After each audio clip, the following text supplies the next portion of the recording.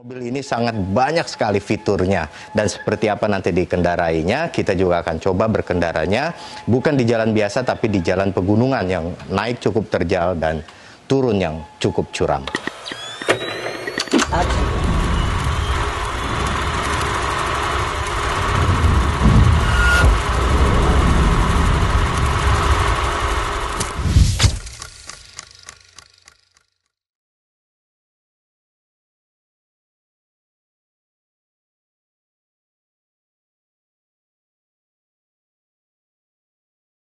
Assalamualaikum warahmatullahi wabarakatuh. Bagaimana kabarnya teman-teman Lensa Hobi? Semoga semua sehat, semua baik, bahagia bersama keluarga dan bersama hobinya masing-masing. Video kali ini kita akan bahas satu mobil yang sudah cukup langka karena ini tidak dijual bebas di Indonesia tapi diimport oleh importir umum. Sebuah mobil hobi, mobilnya besar, lega, nyaman, tapi harganya sekarang sudah cukup murah, yaitu Nissan Elgrand E51 seri ketiga. Yang ada di belakang saya ini adalah seri ketiga, sebagaimana mungkin dari teman-teman sudah banyak yang tahu bahwa Elgrand E51 ini ada 3 seri. Mobil ini sangat banyak sekali fiturnya, dan seperti apa nanti dikendarainya, kita juga akan coba berkendaranya bukan di jalan biasa tapi di jalan pegunungan yang naik cukup terjal dan turun yang cukup curam. Oke teman-teman, saksikan video ini terus. Salam hobi, Lensa Hobi.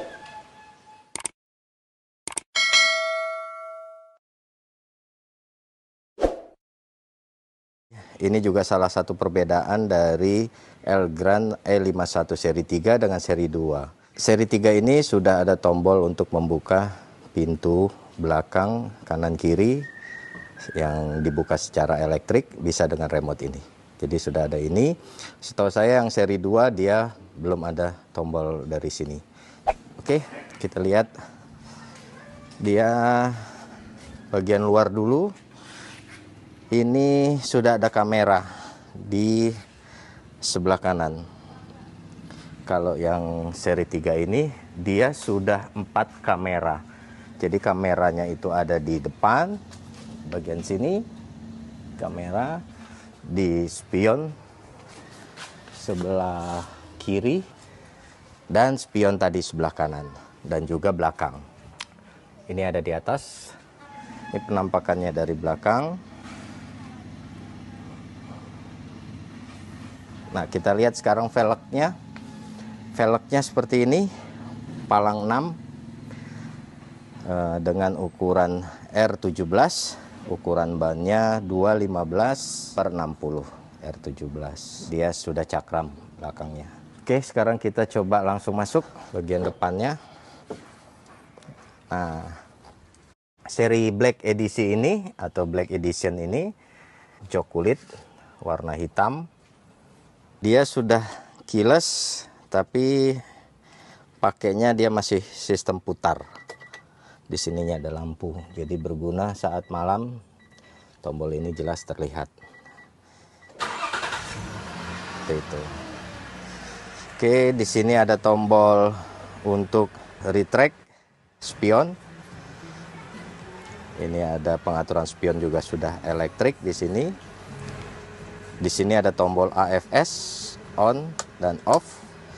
Ini untuk lampu depan. Lampu depan itu bisa mengikuti arah belok kita. Kalau kita tidak mau lampunya ikuti arah belok, berarti kita di off. Tapi saya biasanya pakai di on. Nah, ini juga ada tombol. Jadi ada 3 cara untuk membuka pintu samping yang elektrik tadi. Dengan remote ini, dari sini, atau dari handle pintunya langsung. Seperti itu. Oke, kita lihat. Nah, di sini ciri khas dari Elgrand E51 ini yang paling mencolok adalah layarnya, layar monitornya. Layar monitornya ini bisa kita tekuk, adjustable gitu ya, dorong, tarik, gitu. Nah, karena ini mobil build up ya teman-teman, jadi tulisannya masih tulisan Jepang semua. Kebanyakan masih huruf kanji Jepang ya. Tapi di sini untuk tombol AC-nya dia sudah berbahasa Inggris dengan tulisan biasa Latin. Di sini dia masih ada slot CD, dia bisa memutar DVD, MP3, CD, dan ini pilihan-pilihan tracknya. Untuk AC, nah ini kita coba nyalakan AC-nya. AC-nya ini bukan hanya dual zone tapi triple zone. Jadi bagian kiri penumpang depan, bagian driver, dan bagian belakang itu bisa diatur sendiri-sendiri. Caranya untuk menyalakan AC-nya kita lihat ini, kita coba tekan. Nah ini dia menyala. Kemudian kita nyalakan kompresornya, ini on. Ini untuk bagian depan ya teman-teman. Jadi untuk mungkin agak silau. Nah ini. Jadi kalau di sini untuk suhunya bagian kanan, dan ini suhu bagian kiri.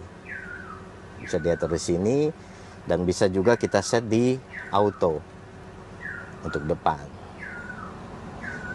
Nah, untuk bagian belakang ini belum aktif ya, ini hanya bagian depan. Sorry ini agak berisik anginnya, kita kecilkan dulu. Nah, untuk bagian belakang itu kita tekan tombol di bawah dual ini.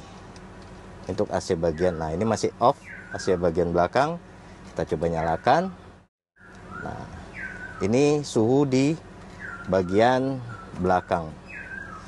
Nah, kita bisa atur lagi juga dengan tombol ini.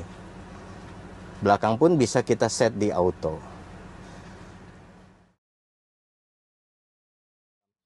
Jadi kalau CD kita bisa masukkan ke sini, lalu dia ada pilihan untuk record gitu di sini.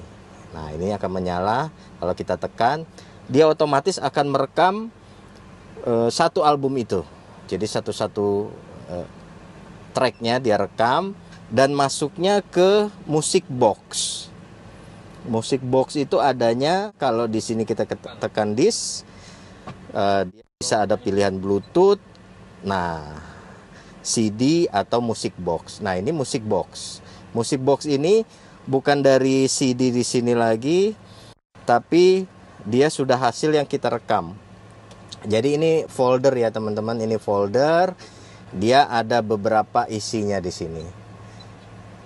Ini folder misalnya, nah, ini ada beberapa lagu. Nah, foldernya ini folder juga. Ini juga folder. Nah, music box ini hard disk yang ada di dalam sistem audio ini. Jadi kita nggak perlu lagi bawa keping-keping CD-nya. Kita masukkan. Ini sudah dicoba ada sekitar 1, 2, 3, 4, 5, 6, 7, 8, 9, 10,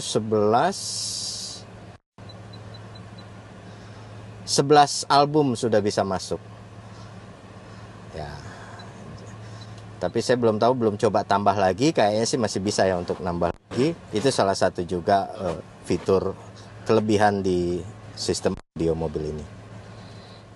Lalu bentuk speedometernya, odometernya seperti ini. Odometernya di setirnya sudah ada tombol untuk audio, ganti track, untuk mode-nya, dan volume untuk volumenya. Lalu dia lampunya sudah auto, lampu utamanya sudah otomatis. Untuk wiper intermittent yang bisa kita atur. Kemudian kita balik ke tengah sini. Di sini ada namanya compact flash. Nah, ini seperti hard disk begitu ya. Seperti hard disk, ini bisa kita masukkan ke dalam sini. Lalu di bawahnya ini ada cup holder. Nah, ini cup holdernya dengan asbak. Itu. Kemudian bagian bawahnya ada laci penyimpanan. Ini sangat pas untuk disk ya, untuk CD, DVD atau lain-lain. Kemudian di sebelah kiri boxnya, box penyimpanannya lumayan besar, dan ada juga laci-laci penyimpanan lagi di dalam yang kecil-kecil. Oke, masih di bagian depan. Sekarang kita di atas. Kita lihat di bagian atas ini, depannya dia sudah panoramik ya, panoramik dengan manual ya kita buka tutupnya. Kacanya juga dengan manual hanya bisa tilt, dorong ke atas seperti ini. Nah, ini sudah terbuka. Seperti itu. Kita coba tutup lagi. Kemudian di sini lampu bacanya. Di sini ada untuk membuka sunroof belakang. Nanti kita coba.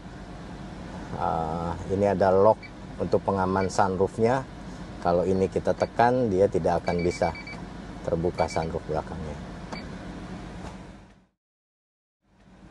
Nah, sekarang kita mau lihat kamera 360-nya. Jadi di sini ada tombol yang paling kanan ini. Ini untuk kamera. Nah, kita bisa melihat kameranya. Ini untuk yang depan. Ini ke arah depannya. Ini ke arah samping kiri. Lalu kita kalau tekan sekali lagi, dia berubah menjadi seperti ini, 360. Belakang, depan, kiri, dan kanan. Nah, kalau kita pindahkan ke posisi R, dia otomatis akan langsung ke kamera belakang. Dia sudah bisa mengikuti arahnya mobil. Jadi garisnya itu ikut belok gitu, teman-teman. Kemudian ada untuk kre. Mobil ini dilengkapi kre belakang dan sisi kanan dan kiri. Itu bisa dengan cara elektrik. Jadi ini untuk yang bagian belakang buka tutup. Ini bagian kanan buka tutup. Dan ini bagian kiri buka tutup. Ini ada indikator AC belakang ya, teman-teman. Suhunya, kecepatan kipasnya. Dan ini jam. Jam ini setahu saya dia tidak bisa dirubah karena dia mengikuti waktu dari negara-negara yang kita pilih di sini. Kita bisa pilih beberapa negara, tapi sayangnya untuk Indonesia tidak ada. Dan ini kaca spionnya masih manual. Di sini sun visornya. Nah, ini sudah dilengkapi ada tempat penyimpanan lagi seperti ini. Dan ini cermin plus dengan lampunya. Begitu juga yang sisi penumpang depan. Kursinya juga sudah dilengkapi dengan pemanas atau heater di sisi penumpang depan maupun driver. Ini udah ada heaternya. Di sini ada laci penyimpanan lagi kecil di sisi penumpang depan, dan model captain seat dia sudah ada handrest. Di bawah sini ada tombol on off untuk pintu elektriknya. Jadi tombolnya itu elektrik belakang, kanan kiri tidak bisa dibuka. Dan ini ada tombol lagi untuk kelistrikan di belakang mungkin ya. Nanti di belakang itu ada colokan listrik begitu bawaan dia. Nanti coba kita lihat. Ini adalah laci penyimpanan juga. Kursi depannya ini sudah elektrik, sandarannya elektrik, maju mundurnya elektrik. Dan untuk tinggi rendahnya ini kita atur secara manual. Untuk di pintu di sini tidak ada cup holdernya, penyimpanannya ada beberapa separasi penyimpanan, namun kecil-kecil ya teman-teman. Audio dengan speaker bawaan dari Bose.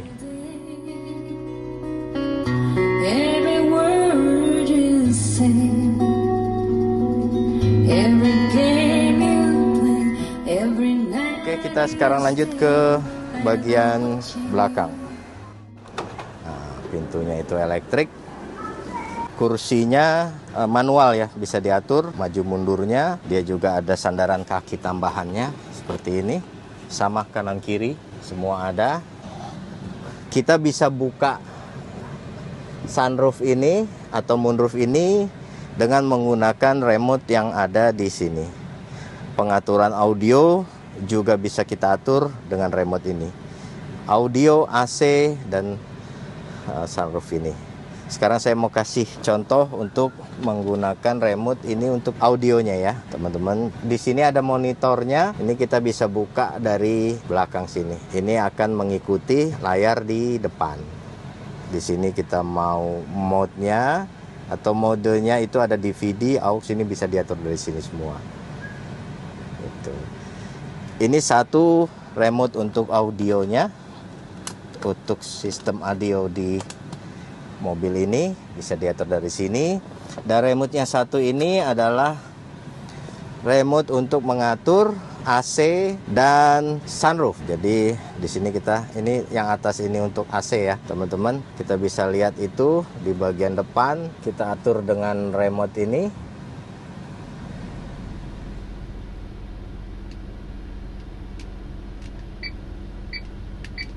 Dan di bawah ini adalah untuk sunroof ini. Bisa kita buka dari sini.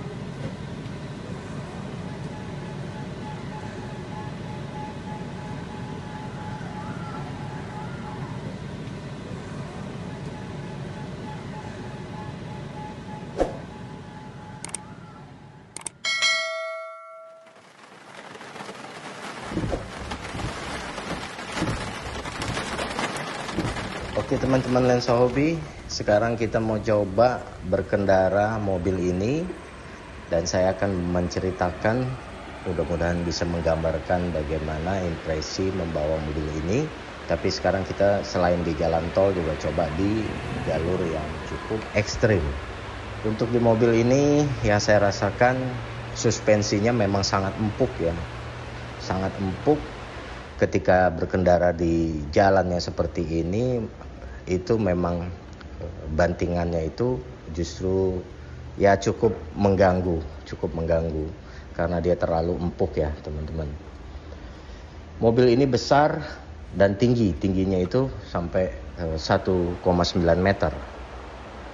Tapi yang saya rasakan masih tetap merasa aman gitu di dalam sini.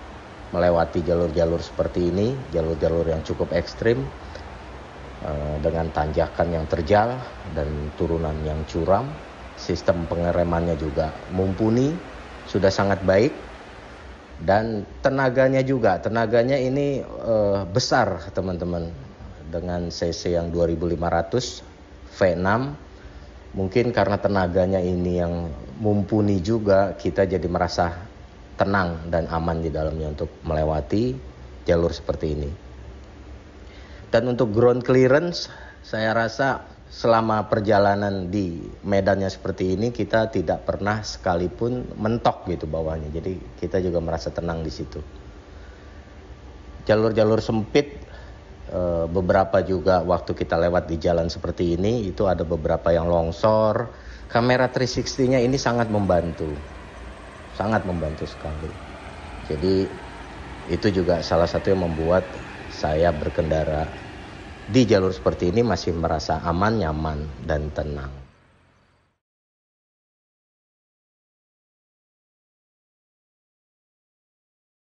Di sini ada cup holder. Di posisi tengah sini ada cup holder, ada asbak, dan ada laci penyimpanan kecil. Sekarang kita lanjut untuk ke bagian belakangnya lagi. Untuk masuk ke belakang, kita bisa tarik ini sampai sandarannya ini maju ke depan, lalu kita bisa langsung dorong. Nah, ini di bagian belakangnya. Luas ya, teman-teman. Orang dewasa juga masih bisa untuk duduk di sini. Karena ini masih bisa maju lagi. Kursi tengah ini dia masih jauh jaraknya. Masih bisa. Nah, sekarang saya mau bahas ada colokan listrik ya teman-teman. Ini bawaannya dia, modelnya yang gepeng ya, jadi kita perlu adapter seperti ini. Dan ini ada colokan RCA, ini nanti masuknya ke auxiliary. Bisa kita pasang STB seperti ini. Jadi kita colok ke aux ini, nanti kita pilih di bagian depan itu yang aux, akan bisa menonton TV, kita bisa internetan, YouTube, segala macam dengan bantuan ini dan koneksi internet tentunya. Ini ada 2 cup holder di penumpang paling belakang tuh. Kacanya ini tidak bisa dibuka seperti biasanya naik turun gitu, tapi dia hanya buka sedikit. Dan di sini ada tombolnya buat membuka. Coba kita lihat. Nah, itu kebuka. Coba kita tutup lagi. Lampu kabinnya dengan 4 buah lampu kanan dan kiri. Itu menyala kalau pintunya juga terbuka sesuai sisi mana yang kita buka.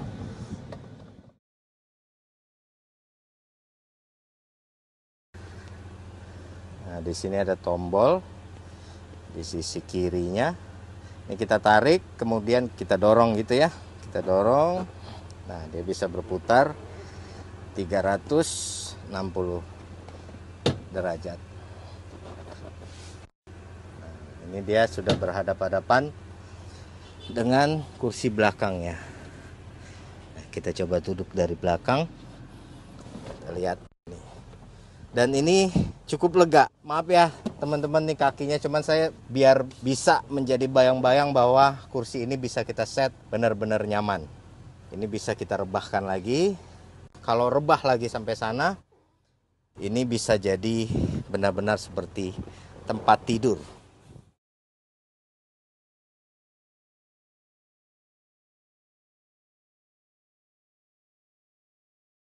Masih manual ya, elektrik, tapi kita dorongnya dengan cara manual seperti ini.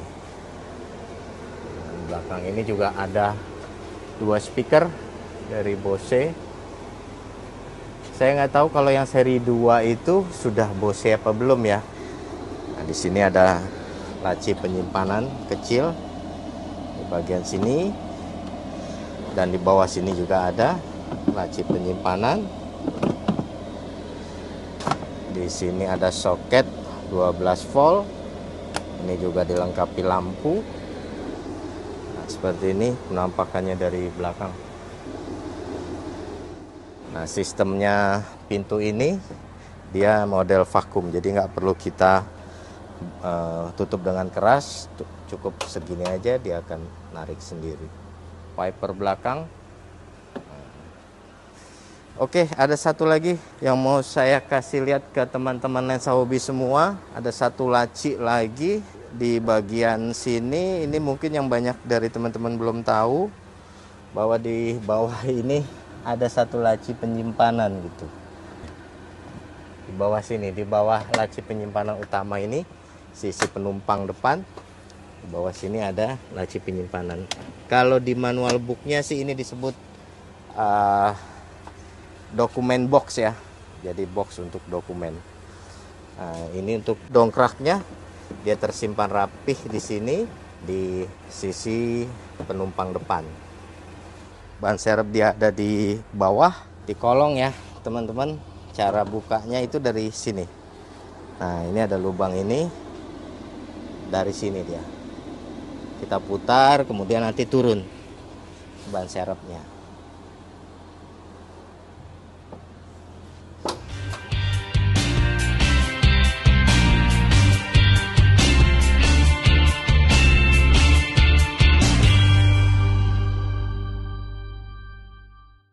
Teman-teman lensa hobi, sampai di sini dulu pembahasan kita tentang Nissan Elgrand E51 seri ketiga ini.